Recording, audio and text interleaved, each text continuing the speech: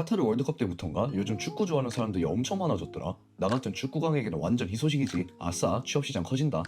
그런데 아시안컵 이후로 한국 축구가 시끌벅적하지. 한국 축구가 큰 위기를 맞았다는 의견이 지배적인데 한번 낱낱이 뜯어보자고. 우선 한국 축구에 관여하고 있는 조직들을 살펴볼까?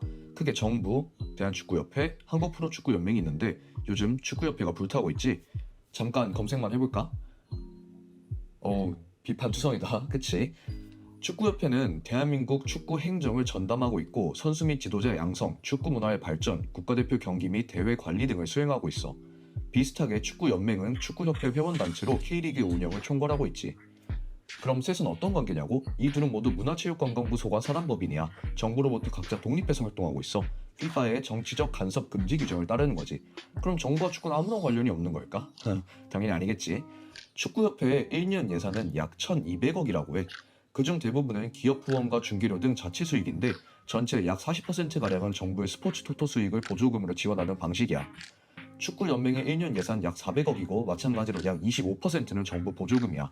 즉, 직접적인 운영에는 개입할 수 없지만 금전적 지원을 해주는 형태지. 이제 본격적으로 한국 축구의 문제점을 살펴볼까? 얘들아, 너희는 어떻게 생각해? 솔직히 세계적인 경쟁력을 얻긴 너무 투자가 작지 않나? 돈을 더 써야 하나? 애초에 내수 시장이 너무 작아서 키워야 하지 않을까? 오, 그럼 넌 K리그 봐. 토트넘 파이팅! 에라이. 규모만의 문제가 아니라 방향의 문제지. 교육, 인프라. 하긴 돈 쓴다고 다 되면 중국도. 애초에 그걸 주도하는 축구협회에 대한 기대가 없는데?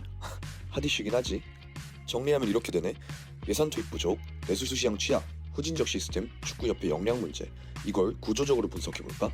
우선 대한민국 축구를 둘러싼 정치적, 경제적 이해관계를 꺼내보자. 축구협회는 국가 보조금을 받긴 하지만 그 비율이 90%가 넘어가는 타 스포츠에 비해 재정적 자유도도 수익성도 높은 모델이야.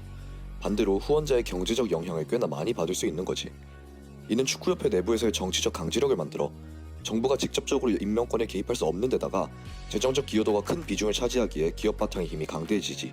즉, 고위 지도자의 축구에 대한 전문적 재량을 기대하기도 어렵고 경직된 구조가 유지될 가능성도 높다는 거야. 그렇게 인프라나 교육 문제를 해결하려는 비전은 좋아도 애초에 축구 이해도가 떨어지다 보니 현실적으로 흔들리게 되고 갈수록 신뢰도가 낮아지지. 자유도는 높은데 신뢰도는 떨어지고 정부는 개입할 여지가 없으니 투자를 확대할 메리트도 낮지 않을까? 이건 다시 기업 후원에 의존, 리그 육성의 미비와 인프라 투자 부족 문제의 악순환으로 이어지지. 문제는 공공재화를 투입을 하긴 했으니까 누군가 정치적 책임을 져야 한다는 건데 퍼포먼스와 성적이 큰 영향력을 갖기에 항상 표면적으로 드러나는 감독이나 선수단이 큰 책임을 지기 마련이지. 이제 이게 얼마나 꼬인 문제인지 알겠지? 어렵겠지만 그래도 한번 풀어보려고 시도는 해봐야 하지 않겠어? 첫째, 축구협회에 대해 정부 보조금의 투입을 확대하되 자생적인 축구 생태계를 조성하기 위해 그 활용 방안을 경기장, 훈련장, 교육기관 등의 인프라 시설 구축으로 특정하고 이를 문화체육관광부와 국민체육진흥공단과 협력하는 거야.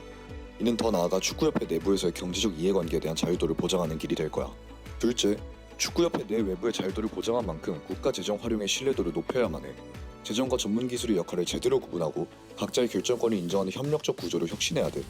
정부는 직접 개입할 수는 없지만 조직의 투명성과 정당성에 대한 책임을 함께 할 수는 있어야겠지. 셋째, 교육의 발전을 위해 유능한 지도자들을 우선적으로 양성해야 해. 학원 중심의 유소년 교육이 점점 클럽 중심의 체계적인 시스템으로 발전하고 있는 것은 맞지만 정작 이들을 이끌 전문적인 지도자들이 부족한 상황이야. 축구 선진국들과의 적극적인 전술 컨퍼런스 등의 교류를 통해서 국내 클럽을 중심으로 지도자 양성 교육을 보급하자는 거지. 넷째, 클럽 중심의 교육을 완성하기 위해서는 결국 현재 축구계에 종사하는 이들을 아우를 수 있을 정도의 국내 클럽 생태계를 확대해야 해. 이를 위해서는 리그를 활성화하고 유소년 레벨에서의 세분화를 통해 코칭 시스템과 스카우팅 시스템의 팽창을 이루어야 해.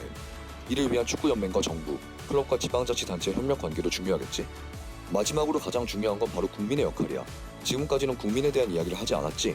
결국 이 모든 변화가 시작되기 위해서는 국민들의 관심과 요청이 필요해. 생산성 하나 없는 공놀이가 이렇게 발전할 수 있었던 건 모두 팬들에 의한 기적이지. 정부 투자의 진지한 논의, 축구협회의 쇄신, K리그의 성장 등은 모두 국민으로부터 시작되어야 해. 더 나아가 대한민국 축구를 운행하는 요소에는 국민의 기대감, 선입견, 비판과 비난 등도 큰 영향력을 미친다는 사실을 꼭 인지해야 해. 궁극적인 축구의 발전을 위해서는 이러한 노력들과 충분한 시간이 반드시 필요할 거야. 축구 자체에 대한 역사적, 전술적, 철학적 이야기는 많이 다루지 못했지만 오늘 한 것은 국민들이 즐길 수 있는 축구 문화와 산업의 발전을 위한 범국가적인 논의야.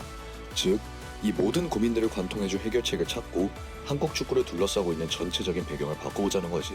이렇게. 어때? 재밌어 보이지 않아? 같이 만들어가 보자고. 대한민국 파이팅!